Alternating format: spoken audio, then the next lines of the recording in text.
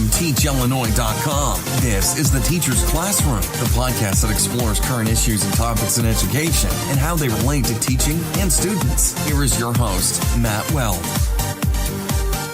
Hello and welcome to episode 24 of the Teacher's Classroom. Today we're going to be talking about, podcasting with Shawn McCusker. If this is your first time listening, thank you so much for joining us, and be sure to subscribe, leave comments, and all that so you'll be notified of new episodes. The Teacher's Classroom is produced semi-monthly and is supported by the Area 5 Regional Offices of Education in Illinois. Information about the podcast can be found at www.teachillinois.com, an online professional development platform. As I mentioned, our guest today is Shawn McCusker. He is an experienced individual. He has 25 years of experience as a middle and high school teacher in public, private, and alternative schools. In 2006, he was recognized as a finalist for the Golden Apple Award for Excellence in Excellence in Teaching, an innovator in the creation and organization of online learning communities such as SS Chat, One-to-One Tech Chat, and hashtag ENGSS Chat on Twitter. His innovative lessons and student products have been shared nationwide and have been featured in The Journal, Educational Leadership, and the Huffington Post. In 2016, he was named a top trailblazing educator on Twitter. He's currently a senior instructor with EdTechTeam, working to implement effective pedagogy and technology in schools across the country, and most recently, a brand new columnist for Digital Learning magazine. He is also known as host of the So We've Been Thinking podcast with his partner, Greg Kulowick, which is actually why I invited him on the show today. His podcast is one of my favorite podcasts to listen to. And so I thought we could have a chat about podcasting. So Shawn, thank you so much for agreeing to this conversation. Oh, you're welcome. I'm glad to be here to talk with you.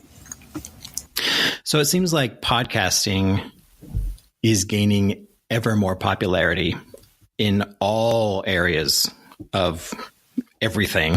I mean, you go to a podcasting app and you search, there's a podcast pretty much for everything. Like there's an app for everything. I think there's a podcast on pretty much everything. That's absolutely true right now, especially in the last, it's been growing for years, but I think in the last maybe, 12 to 18 months, even, the podcasts have just blown up. There's so much quality content out there. Like you said, for niche ideas and just raw thoughts. It's pretty exciting. It is. And it seems like there's been a lot of interest in my area, at least, from teachers who want to jump on the platform as a mode of expressing themselves. Yeah, I definitely agree with that. And I think that the time is just right.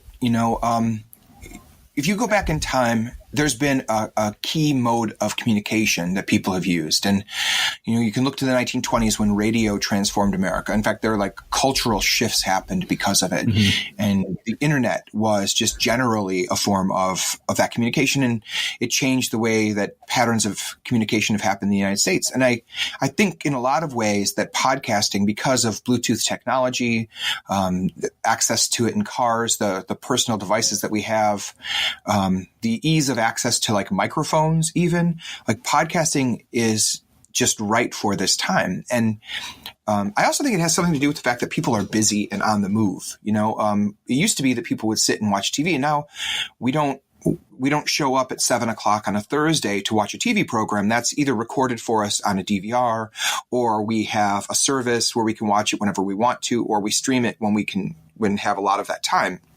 So I just think that podcasts are great informational mortar in between the bricks of your life. So you're going to or from school, you have a few minutes between classes, and you can grab a podcast somewhere. So somehow they fit into the flow and pace of our lives in a way that is kind of what made me capture and be excited about them and say, this is something I wanted to dive into. So why do you think some people still are reticent to even start? You mentioned podcasts and they kind of look at you like, not sure. Podcasting is, to me, just exactly like verbal blogging.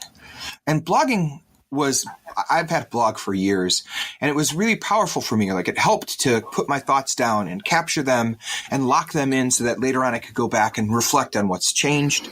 And when I look back on my blog, I look back to 5 or 6 years ago and really see how things have moved forward. But podcasting, I think, is just the verbal audio form of that. And I think it's even more accessible to people because it's a whole lot easier to just talk and have a personal conversation with someone than it is to blog and write essays. It's really hard to keep up with that kind of writing. So I think that in a way, that's part of it. But I also think that there's a humanity in podcasting, right? Like, I hear a person's voice, I hear their inflection. I get messages from people all the time who just kind of vibe with your thinking, your personality. And I think that's really cool. I think it's more of the human comes through in audio than does in writing in some ways. Not to diminish writing by any means, but and because of that, it feels like a connection. And in a busy world where oftentimes we're focused on our projects, I think that connection is super valuable to people. I would agree. And I had a blog that I started several years ago, and it did solidify my thinking in a lot of areas. And part of me thinks that I need to get back to it. Well, back to writing in general, just Absolutely. For the whole purpose of writing essays, which is to, help you with your thinking. But as you said, podcasting is so much easier. You don't have to sit down and worry about your sentence structure and is my verb agreeing with my noun and, Yeah, and there's a certain formality to the writing process that I need and love, right? Because it really helps me kind of polish up my thinking. But sometimes I want the raw space. And I think podcasts can be raw spaces for thinking. And that's actually when my partner Greg and I started, I was still in the classroom. I had been offered a job to come and start doing some work for EdTechTeacher in my current position. And what we do is we go around the country offering training and support to schools. But we also were going to be doing some work for Digital Promise, which is a program for poor and challenged schools who have been left behind by the digital divide. And we were really talking about, like, what do we want them to be able to do? What's our passion in this? Why do this? And we just started talking about the idea that we want to start forming our thoughts and sharing that process. We want to be able to do what we want kids to do, which is to document the process of learning, not just the finalization, right? You don't just want pictures of finishing the marathon. That's a big deal, but finishing the marathon is a small part of it. Running the entire race is really key. And that's kind of how we thought about our thinking. For it, yeah. So we want Yeah, exactly. That training. Exactly. I ran a few marathons and the process of training for that was a year-long process for that one day. And that's how we felt about our thinking, right? So the reason our podcast is called So We've Been Thinking is that Greg and I would get together, we talk through WhatsApp and just like bounce ideas off of each other. And some of them are great and some of them are horrible, but we talk them through. And when you're done, you know why they're good and you know why they're horrible. And you kind of formulate those. But he and I also were online talking to people through Twitter, communicating on Instagram with other teachers around the country, and realized that what we wanted to do was document that. Just like, how did I come to these beliefs that we have? So we started calling up the people that we were inspired by. I started calling up anybody who I looked at them and what they were doing and thought, man, this is awesome. I want to know more about this. And just recording that process. And the response has been incredible. Within the first, I'd say 5 or 6 episodes, we were beyond thousands of listeners. And they start pushing you to do more. They start feeding the interests that you have, right? And it's like to hear you say that you listen to my podcast is pretty awesome, because that's exactly what you're doing. You're trying to, one, grow yourself and share that process, but inspire people, And so it seems like, I think a lot of us educators, especially those who reflect on education as pedagogy, I guess, we always start our thinking with, so I've been thinking recently. And so it's a great title, but it seems really broad. How did you go about narrowing down, or did you worry about that? I kind of did the opposite. I made the mistake. My first blog was called Forward into History, and I wrote about teaching history and topics about history and educational technology and history. And then I really learned that like my topic was education, and history is just like it's like the medium that I paint with. I like to say that I'm an educator, and that the medium of my art is history, whereas other people are English and science, but it's no less relevant what I'm doing. So I kind of rebranded my blog because I felt narrowed down by it when I was going onto these topics that seemed off topic for the base that I had built. So the second blog that I created was one called Go Where You Grow, because I knew that when I get locked into a passion, that's what I do. I kind of dive into it, and you might spend a year or 2 or 3 really into that, but then something new is coming, and I think about that even now. Right now, I spend a lot of time studying and understanding the ideas of project-based learning, blended learning, personalized learning, but even then AR, VR, like augmented and virtual reality is just amazingly incredible. But, that I want that to be able to fall under the category. So by naming our podcast So We've Been Thinking, the idea was that we were going to make it broad enough that it could move when our thinking does. In 5 years, we'll be having different conversations. Can everything fit underneath it? But plus on top of that, Matt, my partner, Greg, and I, we're similar in a lot of things that we do, but we have very different interests. And we wanted to make sure that there was space for both of us to do that. So I think when you're doing a podcast, don't be hyper specific about it. The podcast is ultimately about you. And if you can put that out there for people, and I think if you're talking to like classroom teachers, which you said was the goal, the most important thing is that you have to believe that what you're doing has value for other people. So go tell your story. Like you have a story to tell, go and tell that story. And as the story changes, continue to tell that story. And that's where it's powerful for students. Like they have a story too. And when they find an audience for it, when people are listening to them, they come alive and believe that they can change the world. And that's a really empowering thing to see within students. Right. And I think we work on that with our students so much, giving them a voice and making sure that their learning is communicated for their peers and for the teachers and for their community as a whole in the world. I think that sometimes we as educators forget that we should be doing the same thing, that getting our learning out there is as equally valuable as getting our students' learning out there. Yeah, and towards that end, I think maybe it's important to say this, like your topic can change, but your audience is usually pretty specific. So if I were going to say what you're going to define the audience of people who are going to be interested. And what I know that teachers are, I think that what teachers are doing is what I'm doing. We're looking for inspiration. We're looking to refine our practice. We're looking to really serve our kids. And if your story resonates with that audience that you're shooting for, then you're going to be fine because there'll always be people listening. And even if they don't, like I'm pretty comfortable putting out an episode if 5 people listen to it. If it's the right 5 people, So, and then part of that is I'm telling a story, but like we talked about with our podcast, we have guests come on. We do a lot of interviewing of the guests and try to put them in the forefront. And I'm trying to give people a place to tell their stories too. And when I meet somebody who, how you just have somebody who talks and you just want to lean in and listen and just consume everything that they say, that's who I want to put on my podcast. Because that's who inspires me and gives me like energy and purpose in my work. Right. So you've talked about how your blog changed. How has So We've Been Thinking changed since you started? That's a good question. One, I think we set out kind of humbly saying we're just going to talk to people here and there, but we then started reaching out for bigger and bigger names in education. And they started saying yes. I was really inspired by how many people were eager to have a conversation with us, other than the difficulties of setting up a calendar, like they were always saying, yes, I will do this. Yes, I will talk to you. I would love to communicate and be part of your show.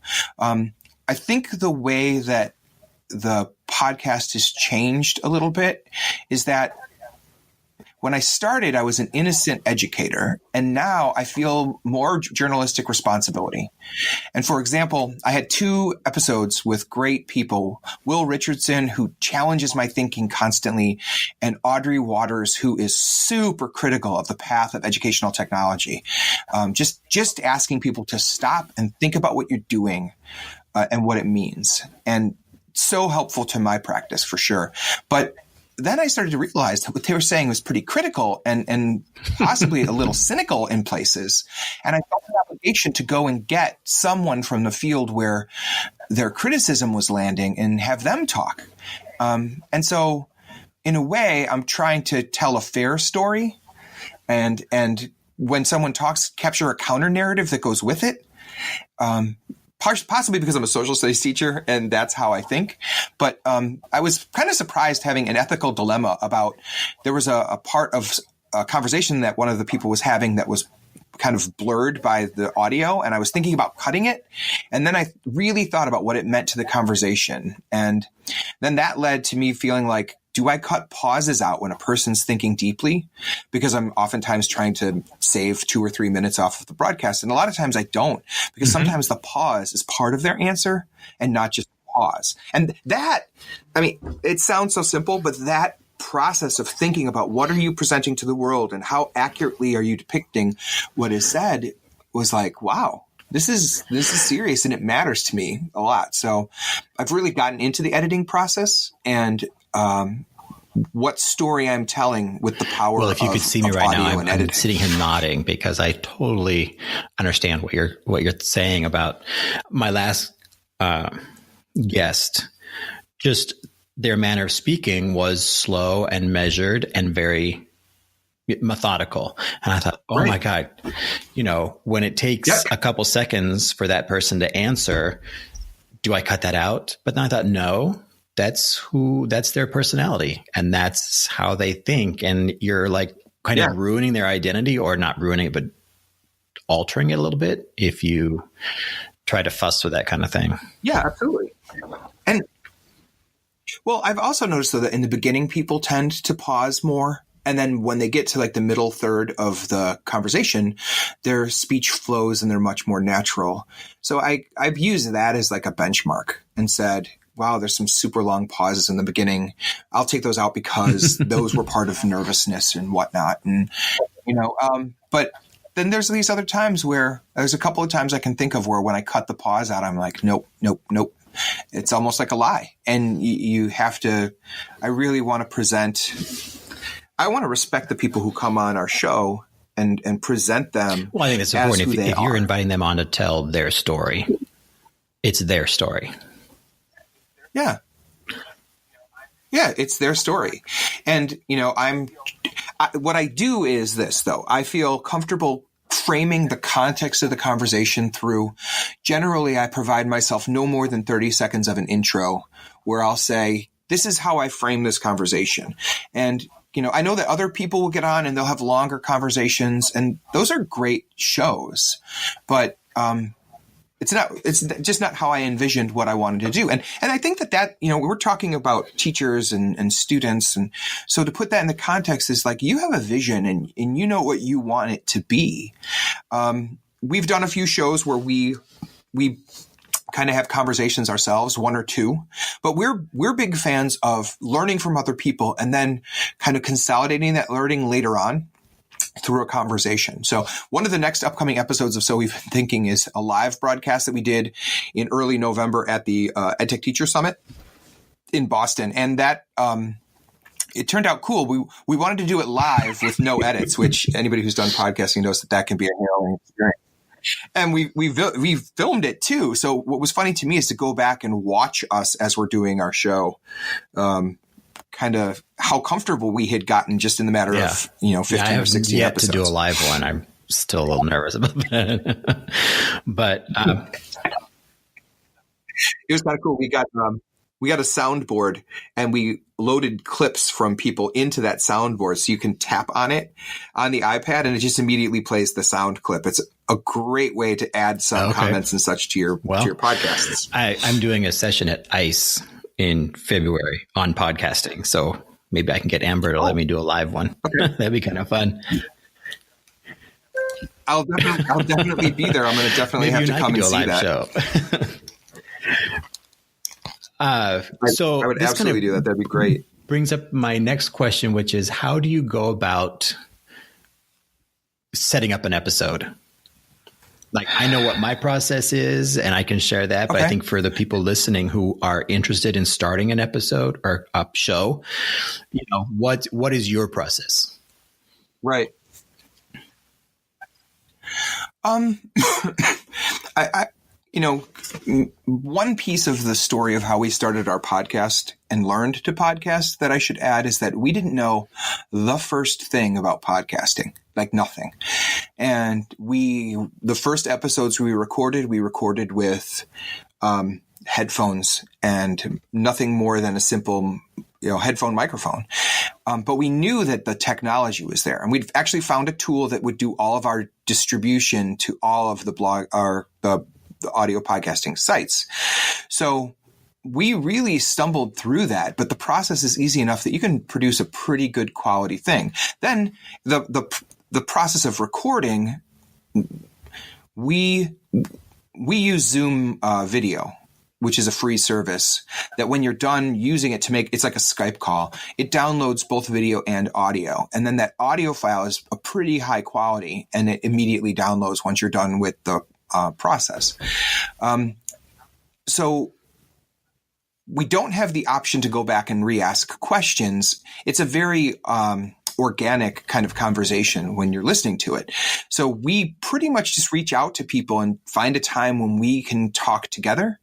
And then we've decided that we didn't want to be too hyper-focused. We just ask the guests that we're inviting on, what are you thinking about? Like, what is your passion? And kind of let them go on that. And then where it intersects or where we find themes, then we pull those questions out. And because we work with partners, we alternate back and forth so that we can kind of pull the conversation in different directions because we see the world pretty differently. And I think that we've been really benefiting from doing that because we don't pre-discuss the conversation. We might read a little bit of background on the people that we're interviewing. And then from that, it's kind of a little bit more surprising, a little bit more exciting as you're kind of in the process of discovery when you're doing it. And that authenticity is important to us. So we don't overstructure the conversations. And then the other thing we've learned is that the more human a person gets, the best episodes are the ones where they stop presenting or promoting themselves and they just start being themselves. So we like to, at some point, stop and just ask random questions about them. So we'll do like three to five questions. And we've seen that kind of makes the humanity come out of people when they're interviewing. And we ask them what their favorite toy was when they were a kid or an experience that changed their life.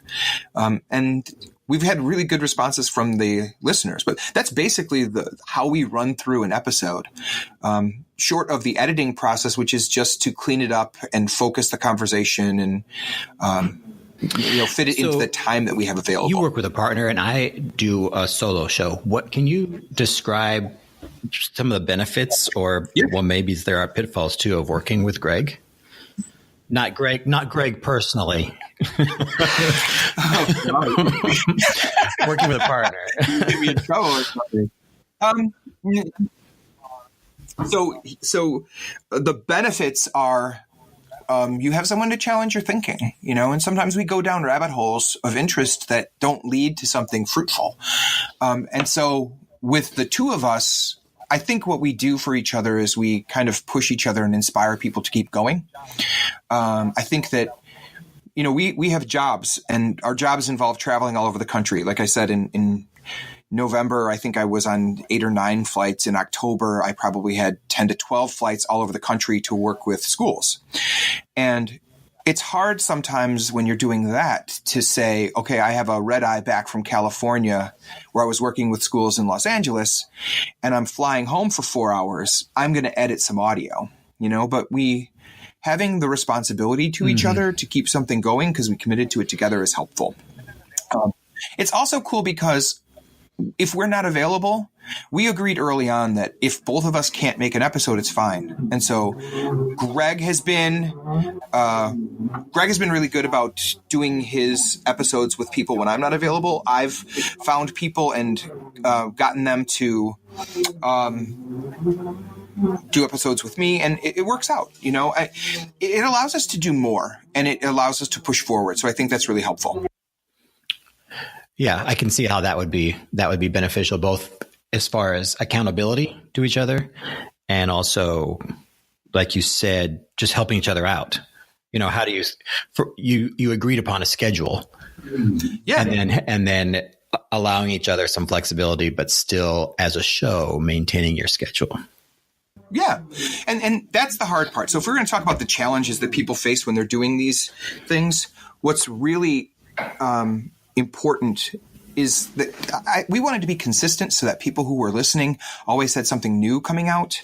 And that's not easy to do because you have lives and jobs and because other people are busy. So trying to get together and have consistency when it's something that's kind of a side hustle isn't always easy. But having a partner holds me accountable to that. Having a partner makes me get up and say, it's 7:00, it's a Friday night, and it'd be great to be done with my work week. But, here's this thing I'm really passionate about. Mm-hmm. We also remind each other that what we're doing is something we love. It's not toil. Nobody wants to hear you do toil work. And I feel like that about homework. In the classroom, I used to tell myself, I'm not assigning anything that I hate grading ever again. Right. And that was, it's silly, but that changed everything in my classroom because it meant that I had to do something compelling and exciting so that when they were done, it would inspire me. But then the work inspires them. I stopped checking boxes and we started making art, for lack of a better word. And so in that sense, I think that podcasting is more like art. It's a conversation. It's something that your heart should be in. And if you keep it in that space, I think for students or teachers, it's going to be meaningful and it's going to connect with people. And you're going to hear back from people that you made a difference for them, which is probably the biggest upside, is hearing from people who say, wow, I listen to your podcast all the time. Yeah. I just got an email yesterday from a guy, complimenting the podcast. And I was like, oh, yes. A, someone's listening, and B, it's connecting. So that's great. Absolutely. I got a connection from a person who is in England listening to my podcast. That to me was like, whoa. That is cool. I put this podcast out for like the circles of people that I talk to, like my blog people from Go Where You Grow, my podcast people, like the conference people, the Twitter people that I've been connected with for years. And that's been really cool. But I have to say another upside is that my students have been huge listeners. My past, 25 years worth of former students. And when they get back to you and say, I'm a teacher now and I can't thank you enough. That's been worth it all. If that was my only audience, that'd be a worthy group of people to be broadcasting for, right? Yeah, absolutely. All right. So we've kind of talked about theory and the whole why. I'd like to dive into just a little bit of how for people who want to start. Like, what equipment do you use? You said you used a platform that spreads it out to all the, so you use your RSS feed, I'm sure, and it like pushes it out to all the other apps, right? Kinda. Actually, here's what we did. And I think it's a really great tool for people who are getting started and are looking to get their technology broadcast. I took my process that Greg and I worked out, and I shared it with my son's friend who wanted to do a podcast on music. He loves music, and just talking about it made him happy. So but what we do is we have a very simple process. We use an app called Anchor, and it's a phone app, but it's also an online tool. And once you have it set up, whatever you publish to Anchor will auto-distribute to all of the major online podcasting places. So by uploading to just that one site, we are on Google Podcasts, we are on Stitcher, we're on Apple Podcasts, you name it, like it's there. And so, it's kind of a great thing to go on to Apple Podcasts and search my name and find my name next to the podcast that I absolutely adore, like Revisionist History. And there's just some fantastic podcasts that are available, political, government ones, And so that is a huge reward. So if you're a teacher and you're putting out content and you have a classroom blog, or if you're an educator who wants to do it, I would suggest Anchor.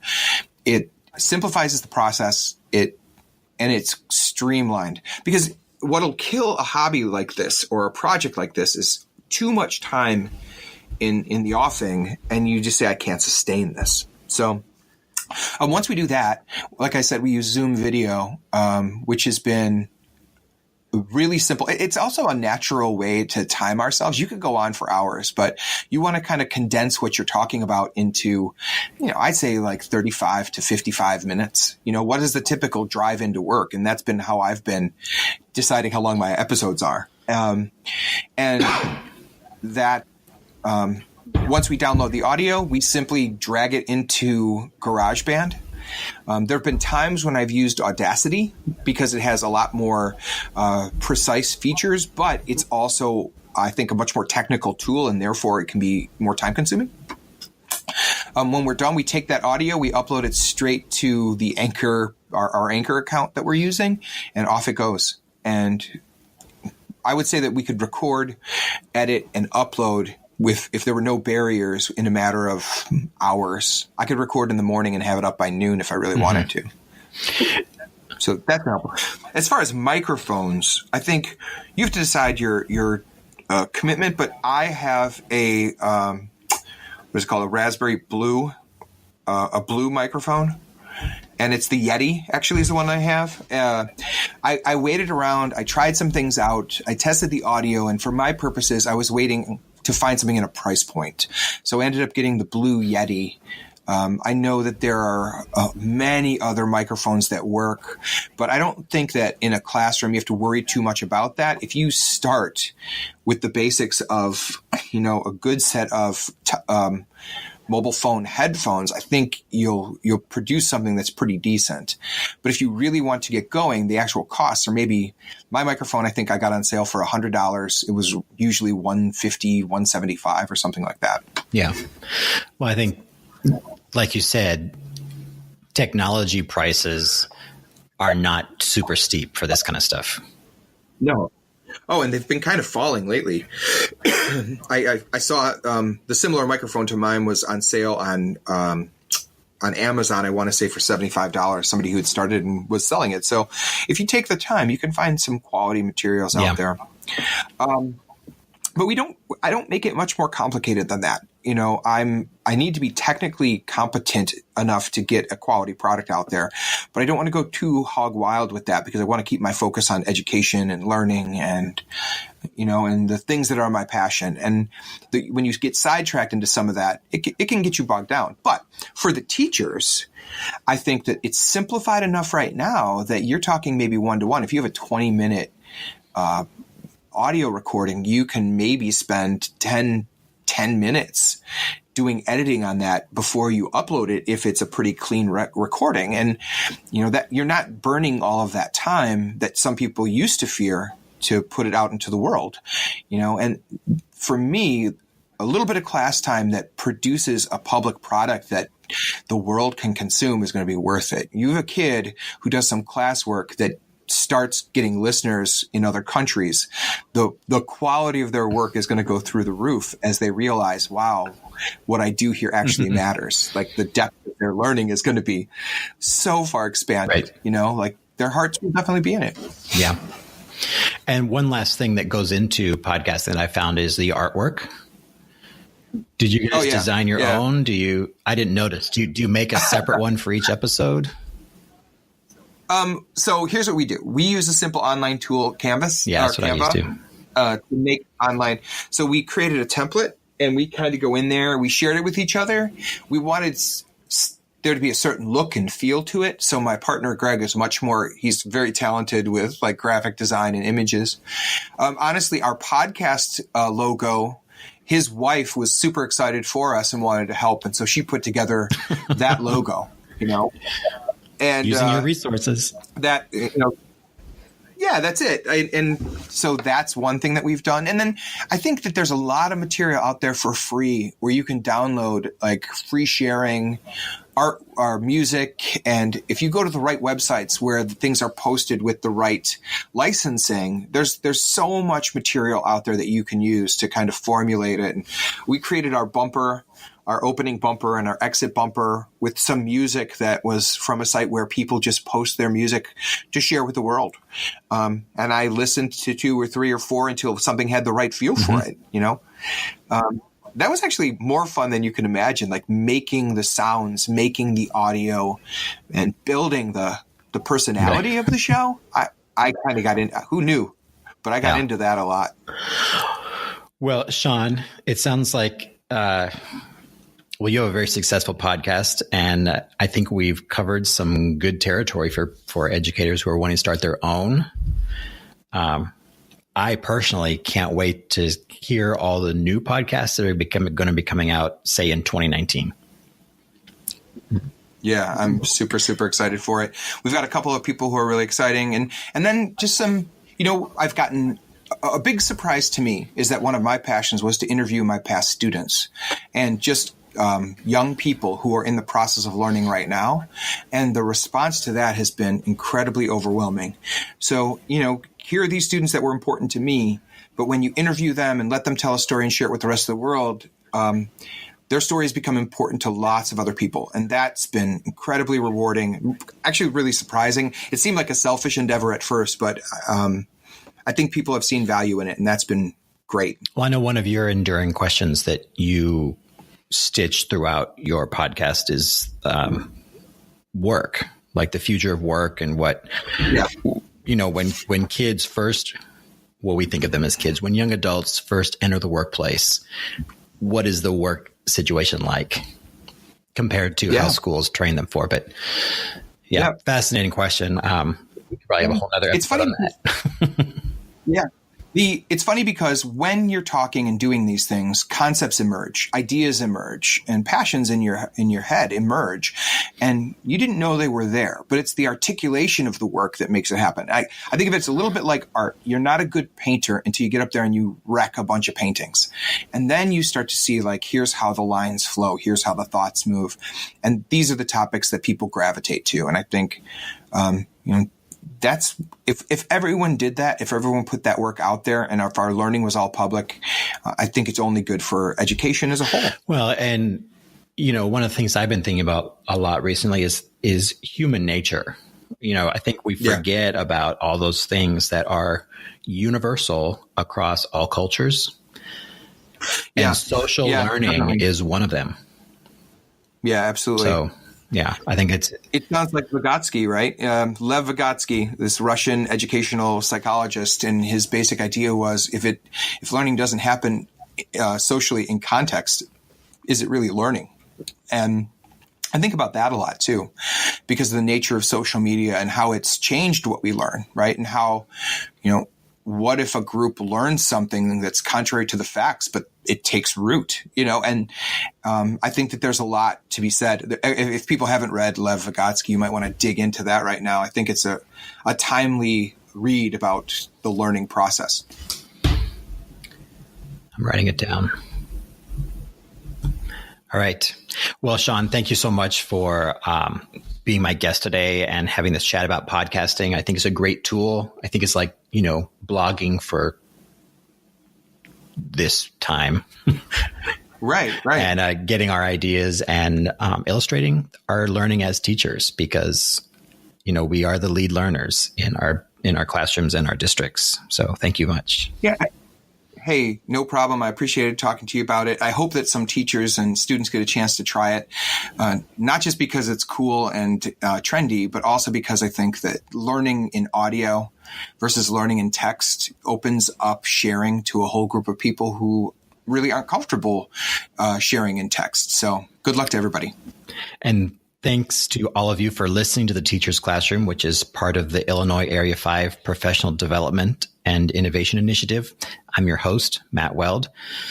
Please subscribe and share today's episode with your colleagues, those who are thinking about starting a podcast, or maybe you can tap somebody and you can start one together. You can follow Teach Illinois on Twitter at TeachILPD, and I can be found at Matthew Weld. You can find and subscribe to the Teacher's Classroom on iTunes, SoundCloud, Stitcher, pretty much all your favorite podcast apps. Have a fantastic rest of your day, and I'll see each of you next time right here on the Teacher's Classroom.